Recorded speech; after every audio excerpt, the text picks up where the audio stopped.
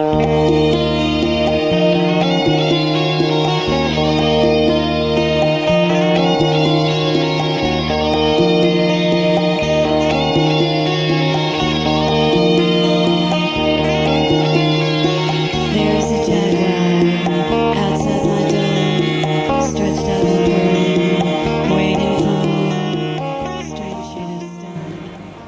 I'm Carrie Cassidy from Project Camelot. And I'm Bill Ryan, and this is Sunday the 26th of July 2009, have I got that right? And I personally want to say that I'm delighted to be here with Stephen Greer. Oh, good, nice to meet you. Of all the people who we get emails asking us to interview, you are number one on quite a long list. Oh, wow. And the reason for that is because a lot of people see Project Camelot as continuing to kick the ball that was kicked off by the Disclosure Project back in 1993. And you started something that we're doing our best to support you with in terms of bringing the truth to the world. Oh, good, so thank you. We want to thank you for that. Oh, you're welcome. Thank you. So we have some questions for you, but they might not be the most comfortable of questions. Oh, I can take any questions. Okay. And we've heard that you're not a wilting violet, as they call it, or whatever. So what we're wondering here, because we have different philosophies, I think, Right.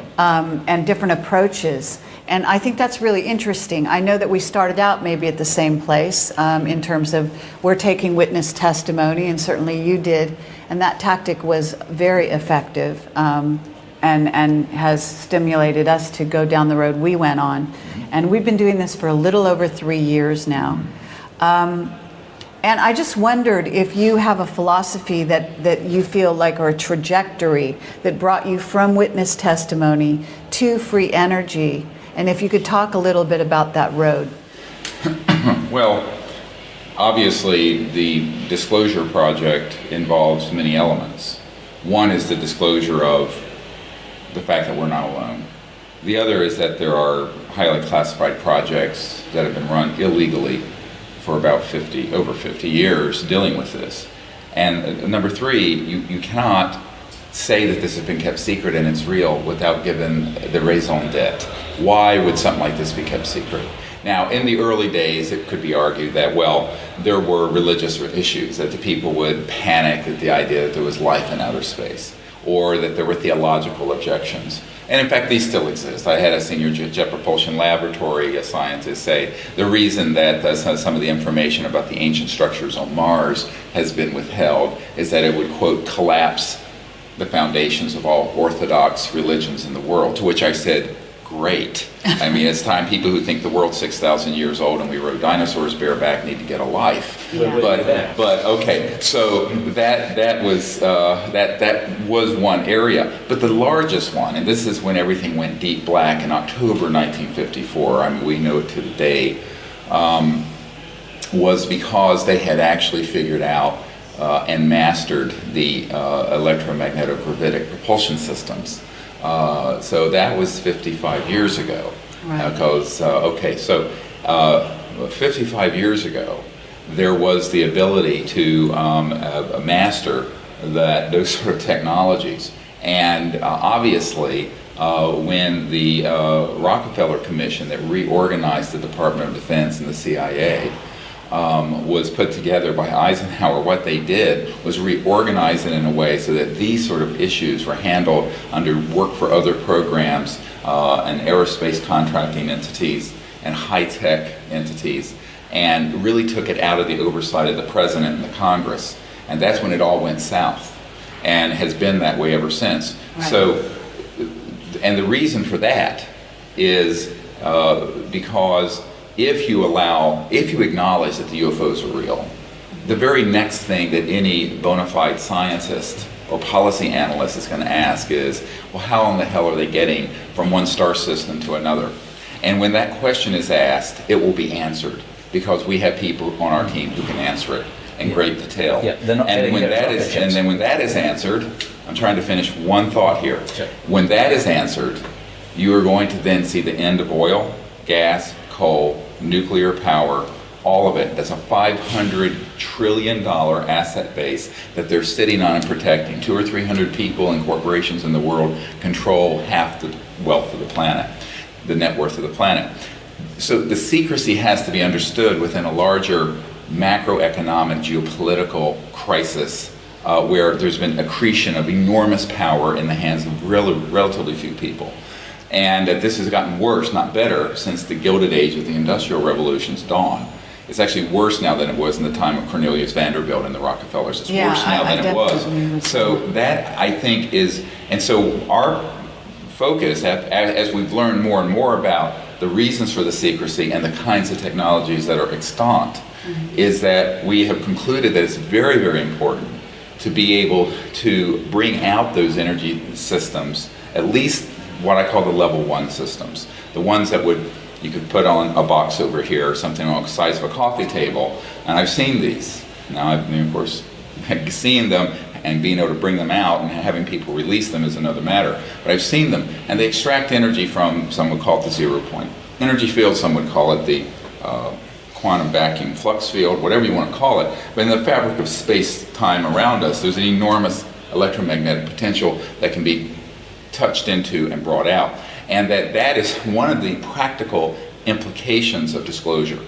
I mean, there are many implications. So one is informational, one is diplomatic contact, and one is the issue about science and technology, which could transform the planet, get us off of oil, stop global warming, end the crisis of the have and the have-nots and the poverty in the world. So that, I think, resonates with many people. There are a certain number of people who are interested in extraterrestrial life. There's a much larger number of people who are concerned about the environment, the energy crisis, the poverty in the world, etc. So what you're saying is what you're saying, that what you were propelled towards is the latter? I mean, is that really, because I know your emphasis is now really free energy. No, it isn't. Or it seems to be. Maybe I misunderstand. You need to not state my priorities, and let me be very clear on this. We have 3 programs going on with equal bore simultaneously. Oh, really? Okay. Number 1 is CSETI, the Center for the Study of Extraterrestrial Intelligence, which is an interplanetary, interstellar diplomatic initiative.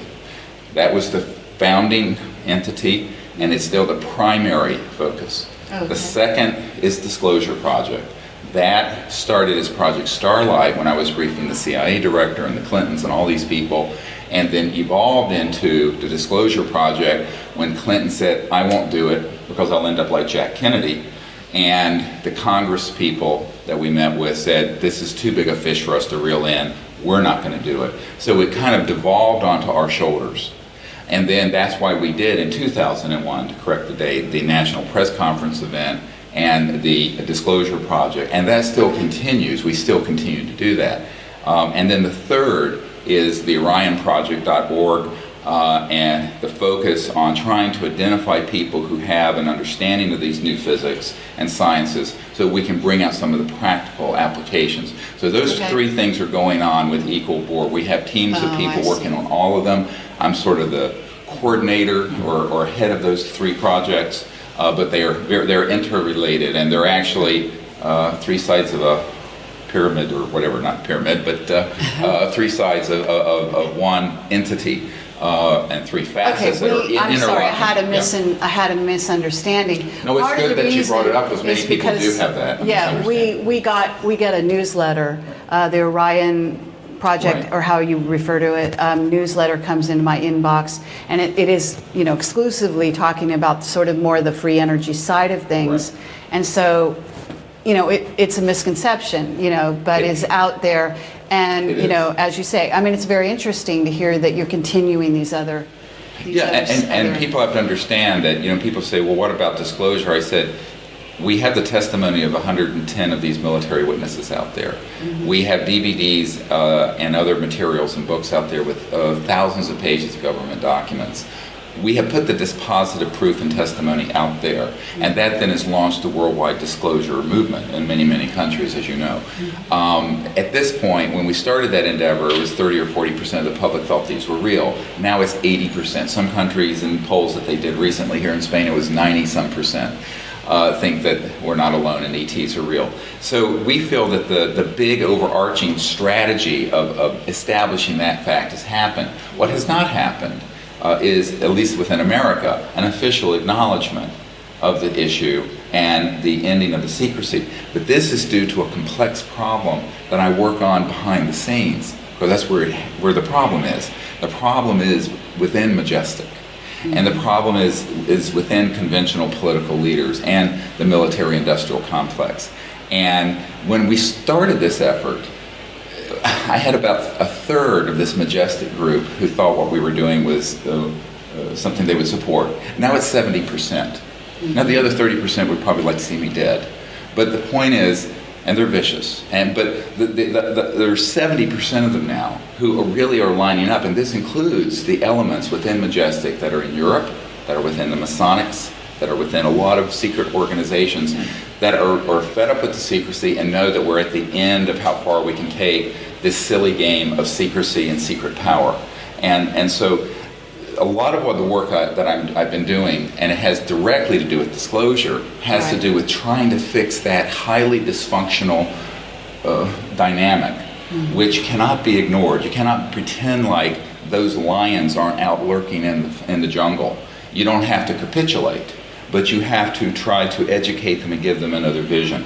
And one thing I say to the people is that people who are addicted to secret power, Kissinger once said, power is the ultimate aphrodisiac. Yeah. That then the secret power would be that on steroids and Viagra and every other thing, and to be quite blunt.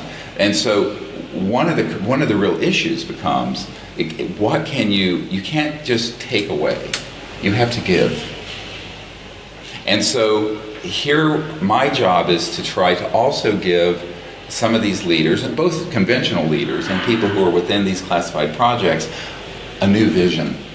A vision that can guide the world out of its current direction into a path of peace, safety, justice, free energy, and a whole new transformation of our civilization on this planet very quickly, because we've run out of time, in my opinion. I don't think we have another 50 or 100 years to fritter away. Well, as it happens, neither do they. I mean, what we get from our secret witnesses and from people that are, exposed to the Illuminati philosophy constantly is that our time is running out in terms of, like, we just heard from a secret witness, and I'm running this by you to hear whether this coincides with what you know, that there is around 10 months left of food before it runs out on the planet, and that there's another 3 to 4 years worth of oxygen. I mean, I don't know if this is, down to the minute or not, or whether this is it's more vague than it was stated to me, or more in, where you would fall in that category in terms of how you understand that. Let me say that there are a lot of my father-in-law used to famously say, paper does not refuse ink. And in the modern era, the computer screen does not refuse digits. So in other words, anything can be said. Now, one has to, my own assessment of that is that there are competing interests that try to use whatever access they have to provide a certain paradigm that is highly eschatological. The eschatological axis within Majestic is a very powerful one. And when I remember meeting with a member of a royal family in Europe back in the 90s, and his entire purpose in providing funding to abduction researchers was to, and I know who they are, all the mainline ones, was so that they would put the information out to the public so that the public would learn to hate enough of the aliens so that we could have an interplanetary war, which would be the Armageddon, that would precipitate the return of Christ. Now, this was a very specific, Opus Dei perspective, and that is really what is driving. It's like Ahmadinejad in Iran saying that, well, it'd be okay if we went to nuclear war with Israel, because that would force the 12th Imam, which is their return of their Christ, to return to Iran. Sure. And so this eschatological end of the world perspective. So you're actually saying, just to cut to the chase here, you're saying that this man's testimony to what I just said about 10 months and 4 years is basically him being programmed by the controllers in a certain sense. Well, it's through a glass dimly. In other words, yes, we're headed for a crisis. Yes, we're headed towards a hiatus, can I call it that, in the situation. But what they don't understand is that it is the end of one era and the opening of another. It isn't the end of life on Earth. It is not going to be the end of the human race on this planet. Well, These we are all. certainly This agree is with that. this is and so the conflation of certain misinterpreted spiritual traditions, whether it's from the Book of Revelations or elsewhere, or the Mayan calendar in 2012, has created this sort of eschatological juggernaut, Sure. which is very Scientological. It's very majestic, and it has a lot of underpinnings within the philosophy of why the secrecy has continued on like it is. This is one major axis of why the secrecy has continued. The other one is the technological and money and control and macroeconomic control of the planet. Yeah. My point to people is that, for example, now I've been doing this for 19 years, and I've had, you know, if you brief the CIA director, you've had some good access, and that was Sure. 16 years ago. And my family put the first man on the moon. So I have had access to people within classified projects for a lot of my life. And for example, and I know that we're going to probably disagree on this because I saw what you wrote on your blog after my talk last night. There are people who have been exposed to what they wanted them to see. This Bob Lazar was one that they then allow to speak out. Now the question is, what's the agenda behind that allowing? I have had more than a dozen people who have worked in facilities in Dulce and in Pine Gap in Australia, and other places where they have actually been growing the gray and reptilian species that people think are ETs. And that the people who've been in the projects think they're working alongside an alien. And they're not. They're absolutely what are called nanobiomachines. And they are programmed life forms. And there is no question that that is going on. And so the larger question becomes, if someone comes up to you with just an empirical observation, what is it they're seeing? Now I'm going to cross over into something even more controversial. We have some people at Lockheed and another program, I can't say where it is, but it's in the South, in an underground facility, and the chief scientist is someone I know very well. And they have developed electromagnetic systems where they can put someone into a state and they can go into, and this gets into a cosmological complex discussion now, a lower astral or denser astral field. And some would call this demonic. And they can actually see beings and creatures there and bring them in three-dimensional and materialize in flesh and blood through these electronics. So a lot of these things that people are seeing have nothing to do with interstellar and extraterrestrial. So when I talk about the interstellar civilizations that also have trans-dimensional capability. You can't go through interstellar space at the speed of light or less. Right. But there's a cosmological indigestion happening within ufology and disclosure that I find disturbing, because people are conflating interdimensional with extraterrestrial with PLFs that are programmed life forms, man-made, and all of this is being put together as if it is one thing, and it isn't. It's unfortunately much more complex than this, and this is exactly why. We agree with that as well. It's very complex. This is why when Martin Cannon, back in the late 80s, put together a 2,000 footnoted paper and collection proving the military human involvement with abductions, and that the creatures they were using were not ET. There wasn't some alliance between Majestic and these ETs. The ETs wouldn't bother with them. Now I say they're aliens, but they're not extraterrestrials. Okay, and now we're getting into, and people say I'm being cheeky. I'm not, because these are very bizarre creatures, and some of them even, now I'm going to take it one step further. You've all heard of Roswell. And you've all heard of that there have been a number of electromagnetic weapon systems that have targeted and knocked down interstellar vehicles, not at a great kill rate in the early days. I hate to use the word kill rate, it's terrible, but it's become more and more efficient since SDI and since the 90s. frankly, and particularly in the last 5 or 10 years.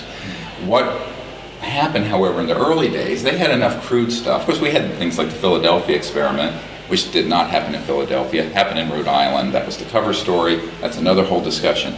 But that was in the 40s.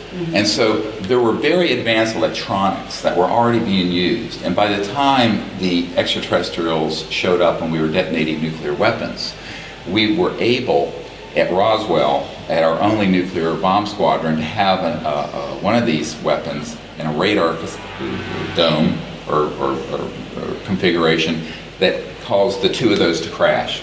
Right. There were bodies on that. Some of them were living. And I have a witness who actually handled one of the living ones as late as 1950, 51, here in Virginia, not far from where I live, at Camp Perry, Pearry, very top secret facility.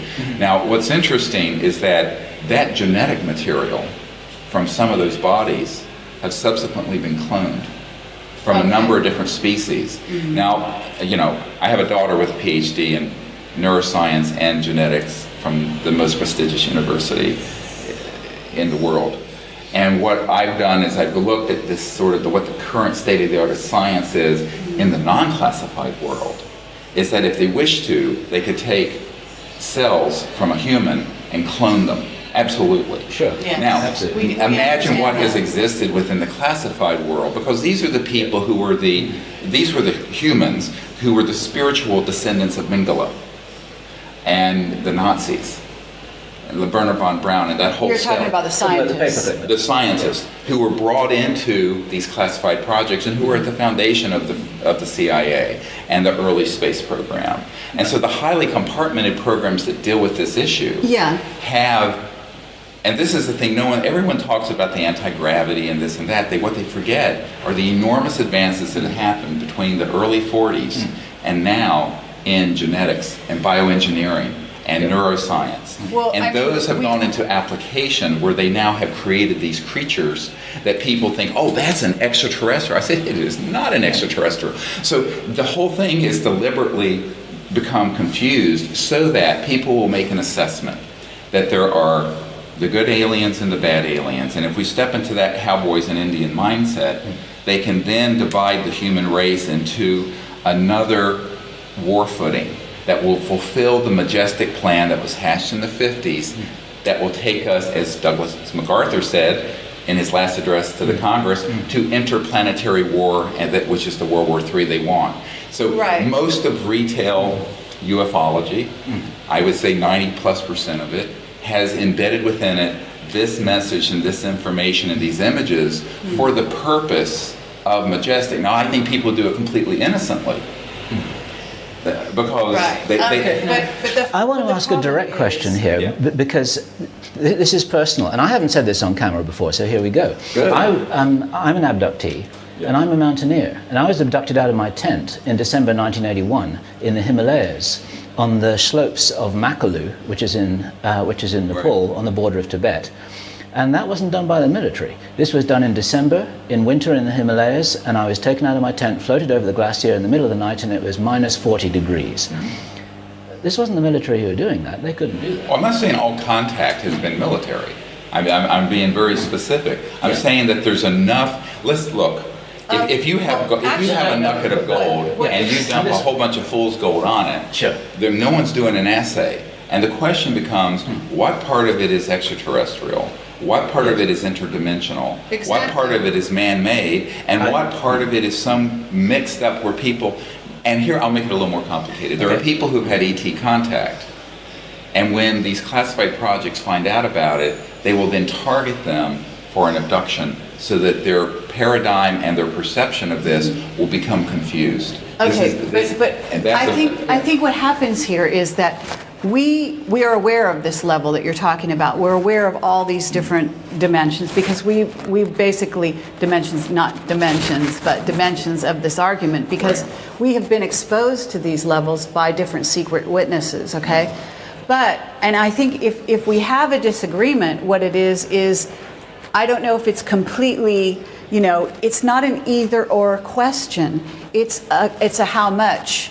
It's a percentage, as you say. It's going to be is there sometime abductions that are ET related, that are real ET related, okay, and handled by a certain group of ETs? Is there a MyLab element to it, and is that maybe the largest portion? Highly probable, okay? But is it exclusively that there are only good ETs? I think that when you extrapolate that, that's where I have a problem, because Well, I think the problem is that's with the philosophically caricature of a problem, the a limited way of looking at reality. No, I think the problem is a Manichaean view that has to divide entire species into good and bad. This is precisely what Hitler did when he would say, the Jews are bad and they're dirty and they're this. I think we have to be extremely careful. Well, I don't think it's necessary to do that quite so much as it is in terms of the overall. I mean, we're talking universes. Okay, we're talking multiple species out there that go, beyond this solar system, certainly, and we're talking about life in general. But the point is, I don't think that we can sit here and make a statement like what I heard you say on stage yesterday, which was there are no bad ETs. No, I think you can say that there is no evidence that the planet has been invaded by hostile, is the word I used, civilizations so far that have an intent. That you have not, in other words, you can't prove a negative. This is axiomatic. Well, what I can so say, we have a problem. You can't prove a negative. In other words, that's the point. No, but it is the point. You can't prove a negative, but what you can do is go with the evidence that you do have. And one of the sets of evidence we have through CSETI, which has gone around the world and made contact all over the world with thousands of people, we have never had a harmful event happen.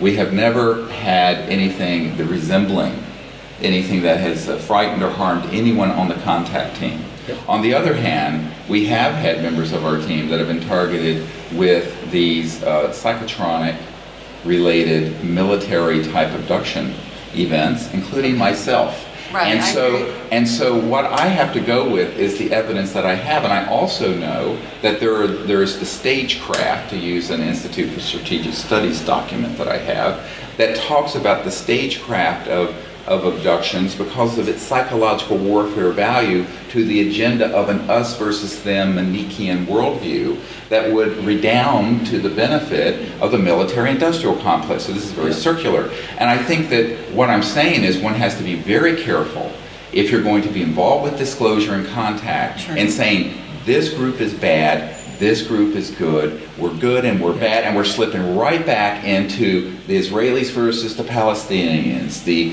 Jews versus the Christians, the Muslims versus the whatever. But this is not where we're going. But if you say that there are bad aliens that are working with a secret government. The language is actually service to others versus service to self, and that in itself is also a matter of degree. But you so can't it's not make that really judgment. good. See, here's the problem. Well, none of us can. That's the whole point. Well, that's my whole point. And I think before one starts going down the path of the sky is falling, and we start unleashing this Manichaean worldview of here are the ones that are service to others and here's the ones that are selfish, I would say that there's some enlightened self-interest everywhere.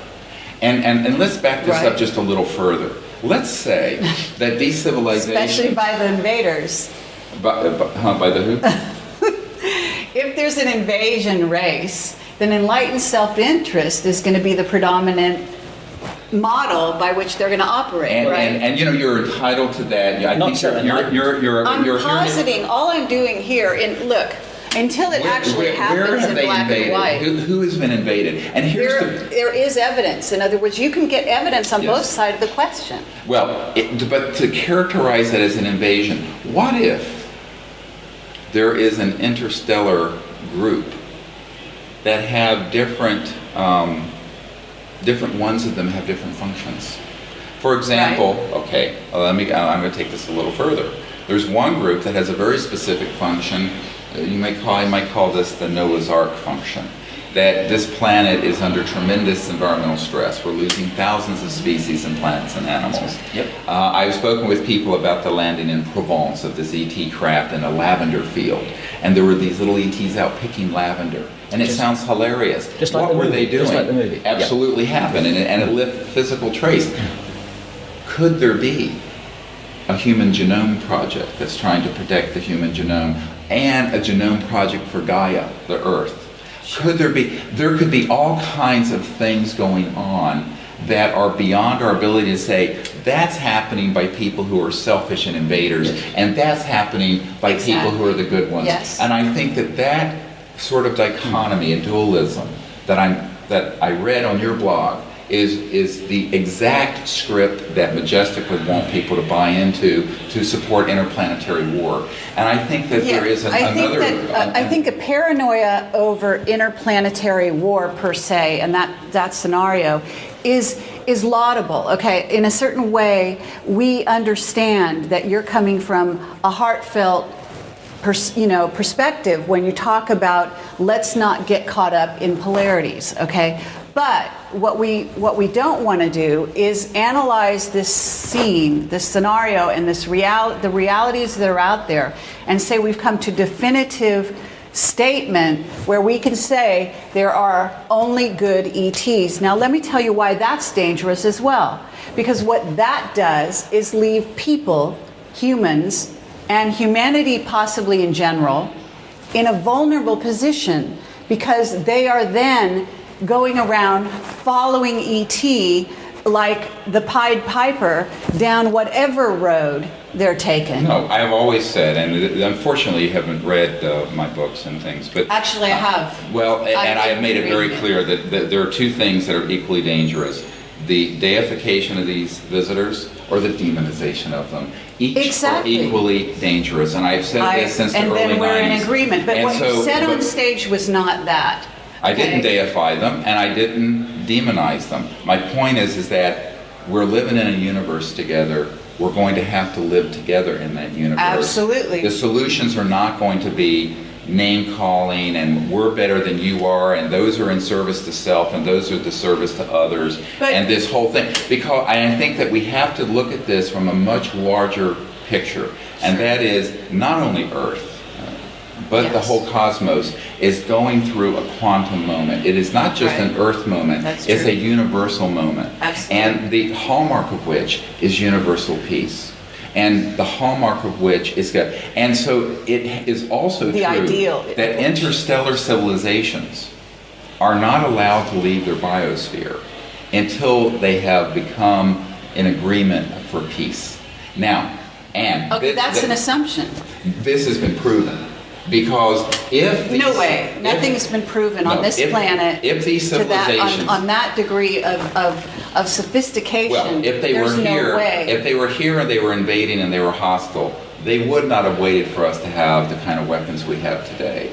They would have absolutely shut this civilization down. On the contrary, I mean, there's actually we have to actually get into a whole sociopolitical look at what it is to be an ET spacefaring culture in search of planetoids or planets and building new environments, and then what you do with them. In a sense, you can actually take the Earth as a microcosm, and you can look at how did it go when we took over different continents here. Yeah, and what was the model, and then we get to space. No, this and is we a also huge have problem. You're engaging in an anthropocentric projection onto interstellar civilizations. As above, so below.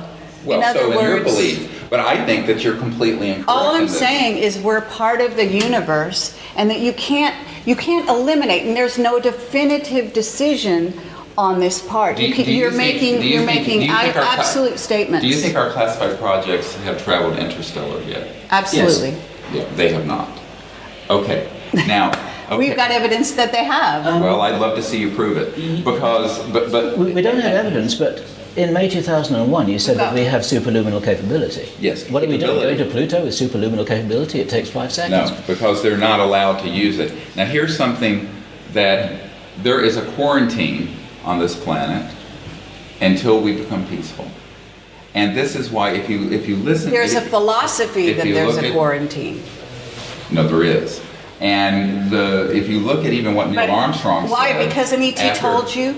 I mean, really, let's get down to it. Well, let's get back. We're Well, okay, all in let's talk about what communication Neil with different Armstrong races. was heard saying. It's in Timothy Good's book, Above Top Secret. You can read it. Yep.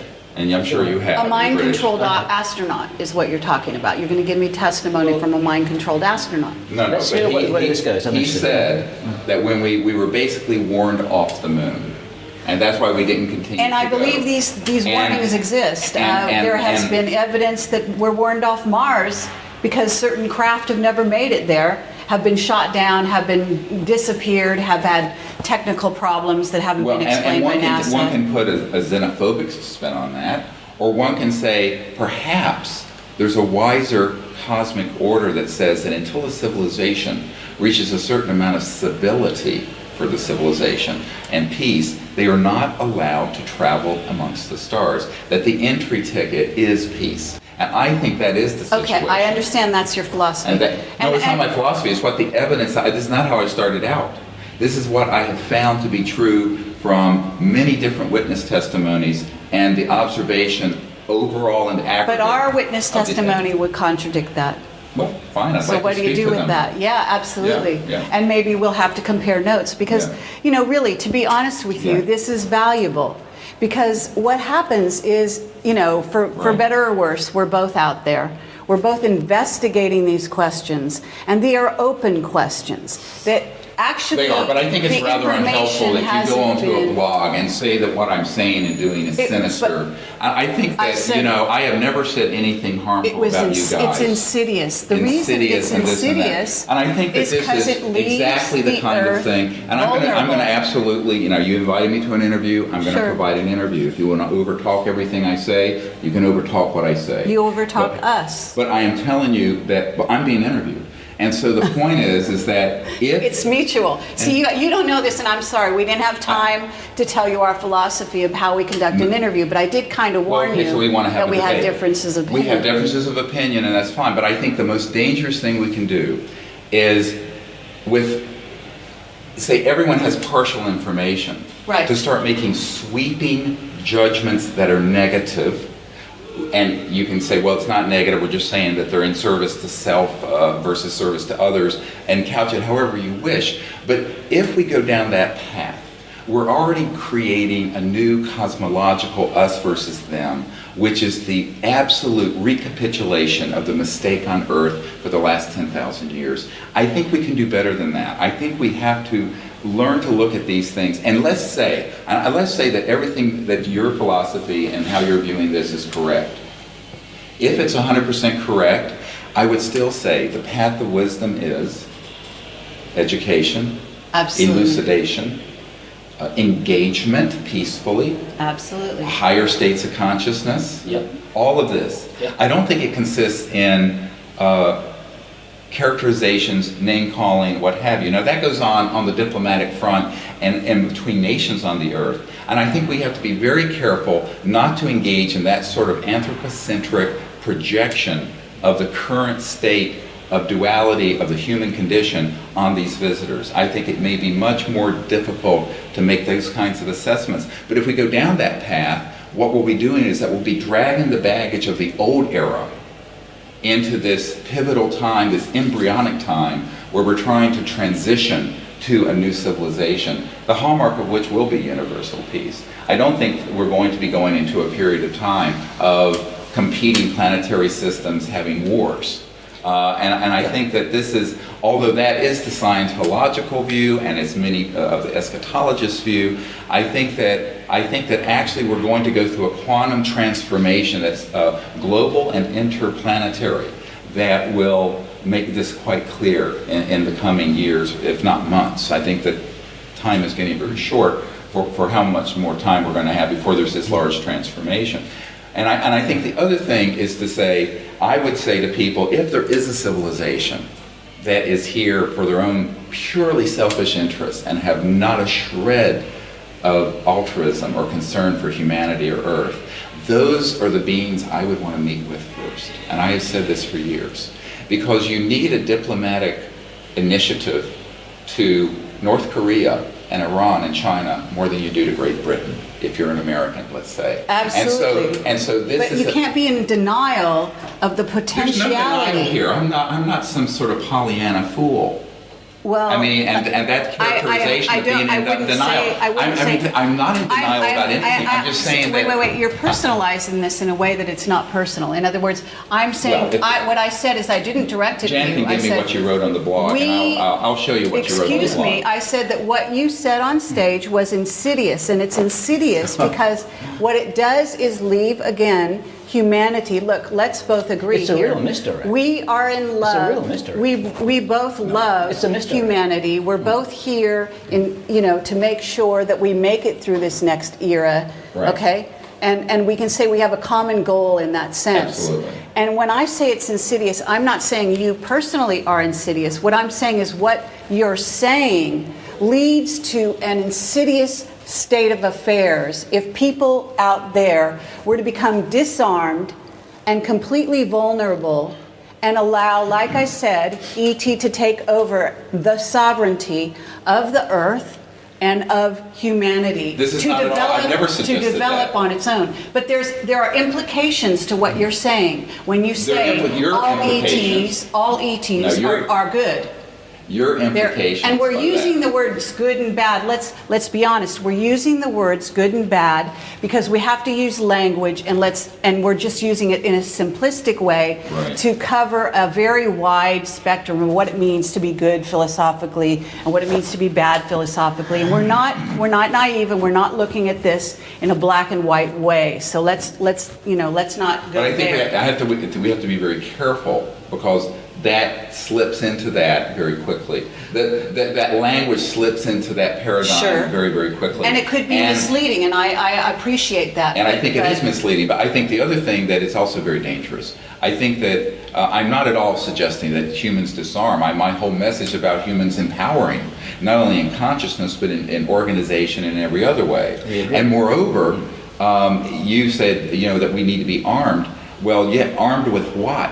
And I think that. Well, that's think another armed with discussion. what? Let's talk. We can talk Knowledge, but that's we're going to spiritual. go. We're going to. I mean, it is knowledge, spiritual, absolutely. and this is the chief purpose of CSETI. Knowledge is to question constantly, and so what we're not positing is answers here, so much as let's keep exploring. And at no point do we decide that all, quote unquote, all ETs are good. Because suddenly we have a paradigm that says you cannot leave the planet beyond a certain point unless you believe in, quote, peace, and unless you have attained a certain level of civilization that means that you are therefore good, all good, because and therefore better than humanity. There's sort of an implication under there. And your alternative would be what? Conflict with the ones who aren't? No, that's polarizing. It's a in the way that we're model not. of the You're polarizing universes. So what's your answer then? Multi-dimensions. Okay. that What's your answer is- to these ones that are in service It's to complex.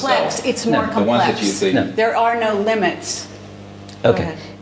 My response to this is to agree with you that it's a very complex situation, and there may be alien agendas which we are not able to understand, just like the farmer can't understand what the farmer's doing or what the veterinary surgeon is doing. If you approach a wild animal because you want to give him some food, the wild animal is going to run away because he doesn't trust the human. There are all sorts of aspects to this that we may be very presumptuous in our ability to understand, but my point is that it's dangerous, and I'm not even saying it's a deliberate misdirect, but I do believe it was, personally, I believe it was a misdirect to lead people to believe, with the authority position that you have in the UFO community, that if anybody feels that that anything other than all ETs are friendly, then they're somehow working on the side of the Illuminati. That's a polarization that is not true, and we don't agree with that at all. We think that there's a big maybe category where for sure some Absolutely. ETs are friendly. I've met some of them personally. I don't even think that my abduction was ill-intended. I think that this was a program in some way for something which I'm doing now. You may have had a parallel experience. But I don't know what's happening. I'm willing to roll with that wave because I don't think they intended any harm to me, but they sure as hell weren't military. That wasn't a MyLab operation. No, but my point is, no, here's what I said. But we don't know My point is these that there's things. no We don't know- evidence but- that these sorry. visitors are hostile. Give me 20 to seconds, us. yeah. But we don't Actually, know. there is Hang on. evidence. We don't know. But neither do you. And you shouldn't say that you know when you don't. That's my point. Yeah, Well, I mean, actually, let's get to the place where, the fact is.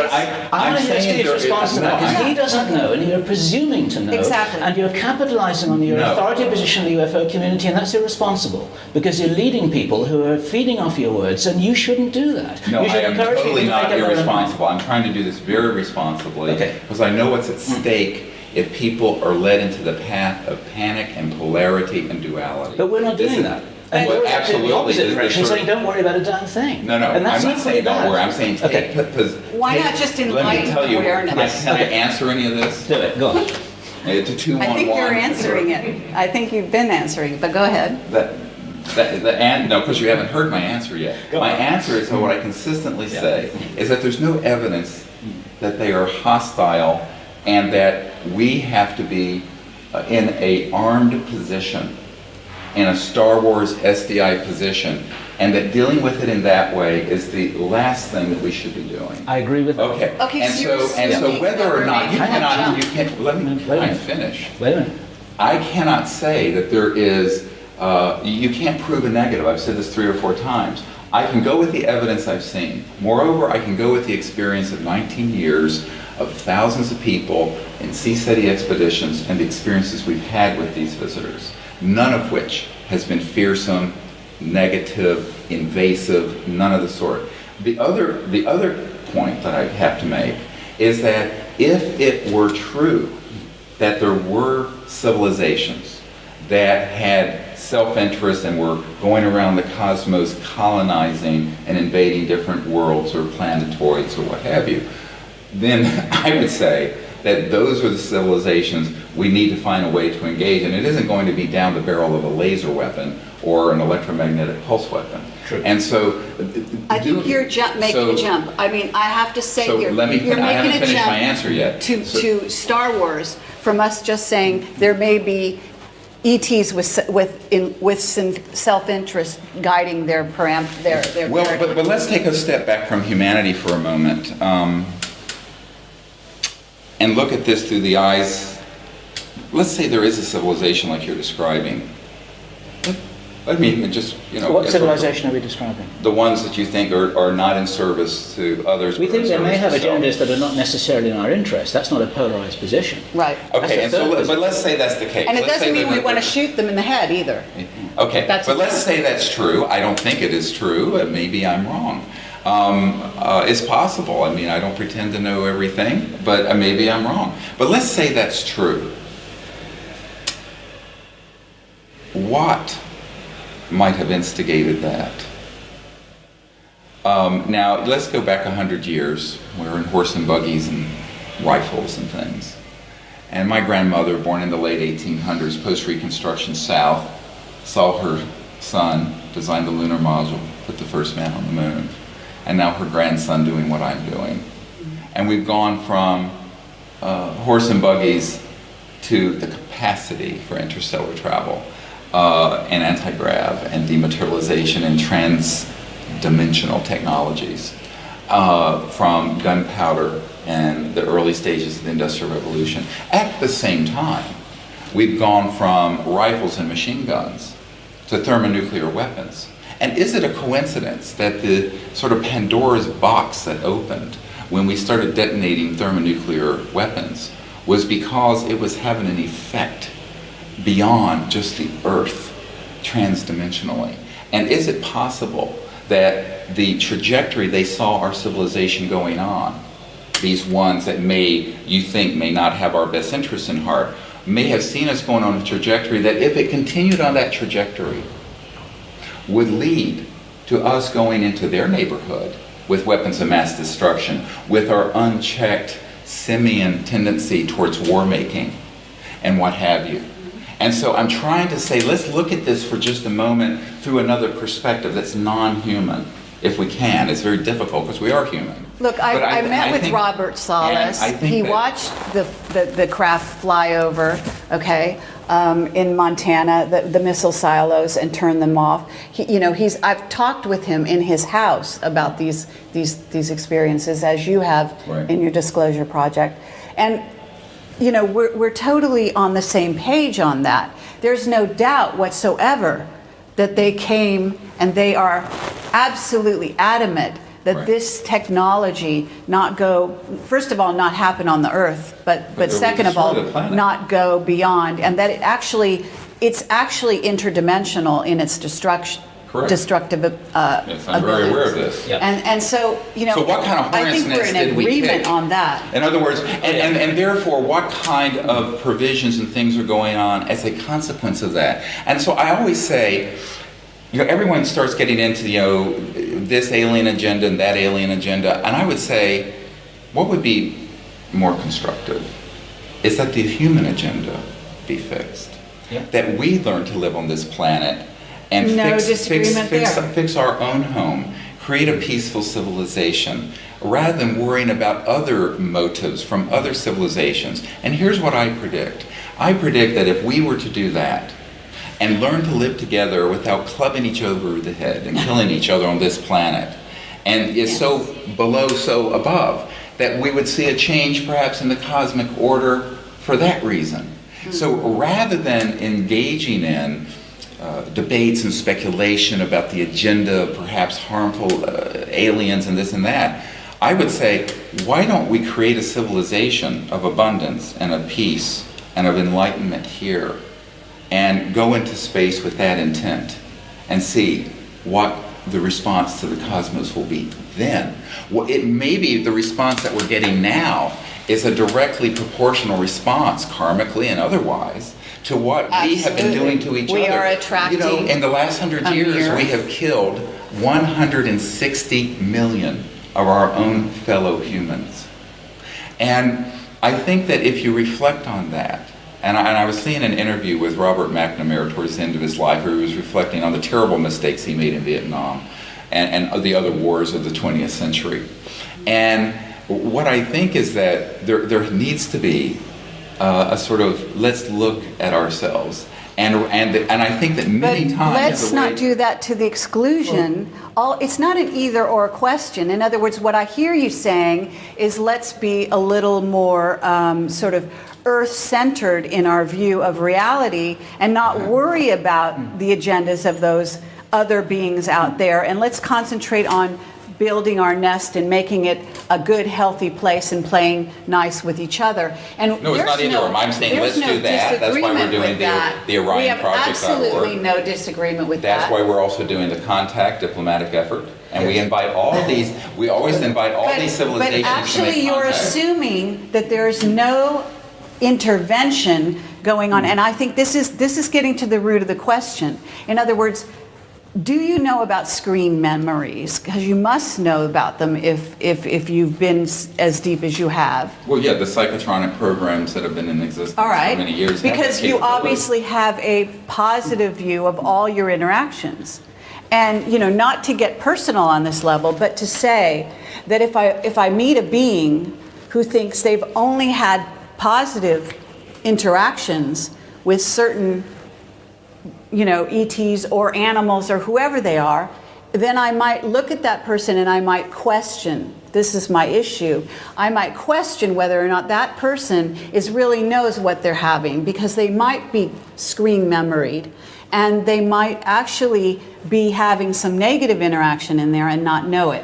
Now, obviously, So you're I'm not, back to the positive and the negative and the polarity. but we live in a 3D level, and we are moving And see, this to is the the whole 4D. point, is that it's not actually, it goes beyond that, so don't interrupt me because I want to finish I don't here. think it's that simple. Absolutely, and we agree on that. It is very complex. Right. We are multidimensional beings. We live on lots of different levels. We are spiritual beings first and humans second, okay? We actually are just inhabiting these human bodies at the moment, in my view.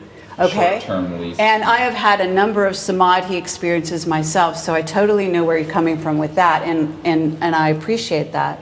But that doesn't change the fact that it is extremely complex, this picture of what's going on here.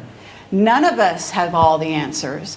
And to make definitive statements that we feel you are making out there, okay, and to actually limit, to put blinders on to such an effect, to say, there is nothing to be worried about at all, humans out there. Just worry about your own little playground. And meanwhile, out there are, because I got to tell you, if you're aware of psychic and you have psychic perception, you know there are entities that do not have bodies that are negatively oriented. Now, negative, again, becomes a judgment. And how do you want to call negative? Those aren't extraterrestrial. I could say... Now you're confusing the whole cosmological... I'm not confused. On the contrary, Okay. I'm using an example. And I never denied that there were those kind of entities. Okay, fine, but I'm saying if you But want... those aren't extraterrestrial. I know that, but I'm Some of this may be extrapolating. Let's Yeah. extrapolate from there. I'm simply focusing right now on what you might term a negative entity, that it doesn't have a body, and I'm saying, or you could even say fire. Now, fire is an entity. It's a non. It doesn't have a body, and yet it has a power. It can create itself. So, in a sense, you could say it's negatively oriented if it burns your house, but on the other hand, it could keep you warm. So by the same token, we could find entities that are in physical bodies, again, spirits having a physical experience, which could be an ET, it could be us. It's so multidimensional. Don't you see what I'm saying? In other words, if they are spirits as we are spirits, Sure. then they can be moved by the positive polarity as they could be pulled by the negative polarity, and it could look from the dimension of being in this 3D world that we're inhabiting called Earth, in this human body, in this experience, and how they impact us could in fact be ultimately negative to our growth cycle. And that is in fact something that has been posited as a very real possibility. Well, anything is possible. I mean, obviously, I just don't see the evidence for that. I do see the evidence for humans killing each other. I do see weapons in space where we have targeted these visitors. I appreciate that. And all of that. So, I mean, we can talk in circles all day on this. Sure. My position is that there has not been an action against the Earth and humanity from an extraterrestrial, interstellar, physical civilization to here that I think would cause us to want to have a sort of armed conflict response. Now, are there experiences people have had that they interpret as negative? Absolutely. And I'm going to tell you something, and people don't like to hear this, but in a major trauma case, if a child comes in and there's no time for anesthesia, and I have to put a chest tube in the chest wall of that child, I must look like the most horrible monster and devil that ever lived. My motive is to save that child. My motive is to help that child. But to anyone seeing it who would just walk in from another planet or off the street, they go, what is that monstrous doctor? What are they doing? What's he doing to that and what life? my motive is that I've got 5 minutes or less to save that child's life. And so all I'm saying is that the sort of It's a matter of anthropocentric perspective, and it is a matter of perspective, and I think that's why I prefer to be cautiously optimistic, put out a positive view on how we should be interacting with this thing. It is not irresponsible. I am not insidious. And I think that these sort of characterizations are highly offensive, as I have never attacked you folks publicly. I found I was attacked on your blog today. It was unfortunate. But my perspective, I want to be very clear. No, your philosophy was attacked. You were not attacked. Yeah, well, whatever. Actually, you were complimented. But I just have to say that is why we're wanting to be cautious, because it is so easy for humans. I mean, look what happened after 9/11. I mean, it is so easy for humans to take shreds of information and then go on a war footing or go on a conflict footing. We agree with and this But is the inherent danger. This is the inherent danger of some of the things that you're saying. Yeah, is that it can shove humanity. Okay, and there's one thing that, to have a private conversation about speculating about the motives and the agendas of the aliens, but when you start talking to the people of the planet about this, and you start putting out and positing that there are these and to use your word, in the polarity, negative and this and that, this would throw the planet into, and it would also throw the planet completely into the camp of Majestic, who for years has been trying to, and has also taken presidents aside like Reagan, and tried to convince them of exactly the argument you're making, so that he would spend hundreds of billions of dollars on SDI. And I think this gets into serious policy issues. Okay, and I think I have responsibilities here that you're not aware of. So to say I'm irresponsible, you don't know what my responsibilities are. And therefore, no, you do not. And so what I'm saying here is that I want to ask a question, which is very. I want to take this back. Now, just wait a second. Let's cool down. And I want to just make an analogy. Now, an analogy that I sometimes use, and it usually results in nods of agreement, is that we're like fishermen on a South Sea island in the middle of the Pacific Ocean, having believed for generations that we're the only people in the whole world.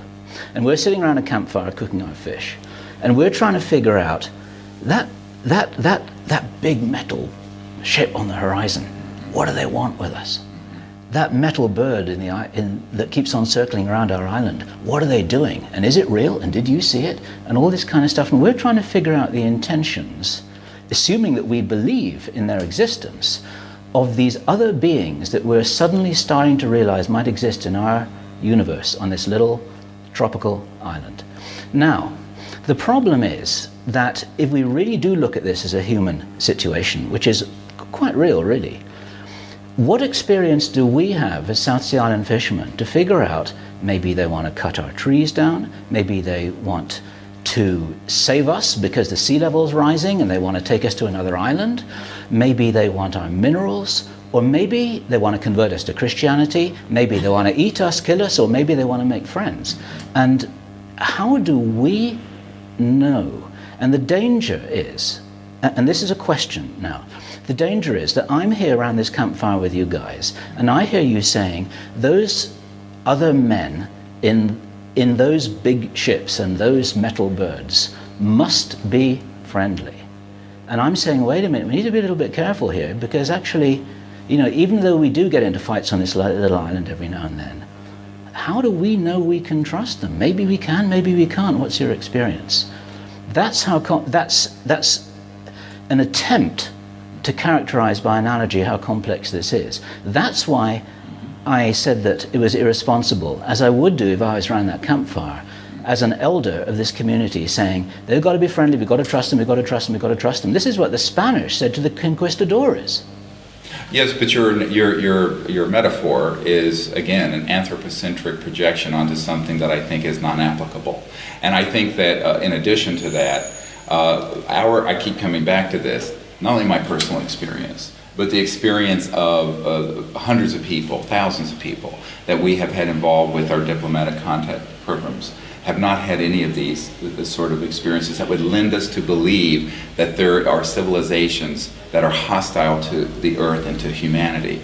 On the other hand, I have had many sources describe to me the program life forms, the military involvement with hoaxing abductions, a false flag operation to create an alien threat that we can unite against. So I have to go on the knowledge and the experience I have, and it isn't just observing something at afar, because we've actually had contact, and we've actually have more information than something just floating up above the island. So the analogy breaks down very quickly, and even if there was this potential for one or more of these planetary civilizations to be of concern to us, my answer would still be the same. There needs to be engagement. There needs to be a diplomatic détente. There needs to be a rapprochement. There needs to be an enlightened approach to this, where we really move out of a sort of a duality that leads to conflict on Earth. I think that regardless of what your assessment of the agenda, the path of wisdom and safety is that. Because okay, we don't disagree with that, Yeah. okay? I agree fully. Let's talk about and it needs where to be we in the agree. public domain. Yeah, Okay, right. So we certainly agree on the end objective, okay? The end objective from our point of view, okay? We are not part of the military-industrial complex, okay? We're doing what we do because we believe in truth, because we're dedicating our lives, and indeed our lives literally have been in danger because of what we believe, and we do it on a daily basis, and you of all people should understand this.